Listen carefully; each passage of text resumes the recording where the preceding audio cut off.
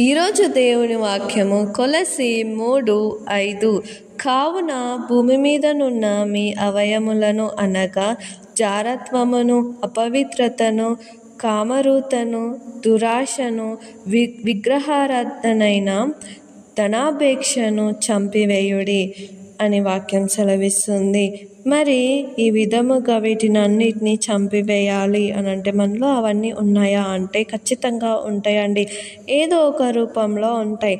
మరి ఈ రోజులలో అవే ఏ విధంగా ఉంటున్నాయి మన జీవితంలో అనంటే, మన జీవితంలో ఇప్పుడైతే మీరు కోపము, ఆగ్రహము, దుష్టత్వము, దూషణ, మీ నోట బూతులు అను వీటినన్నిటినీ విసర్జించుడి. అంటే ఈ రోజులలో మనమందరము ఏం కలిగి ఉంటాం? కోపము, ఆగ్రహము, దూషణ వీటినన్నిటినీ కలిగి ఉంటాం. వీటినన్నిటిని మనం విసర్జించాలి.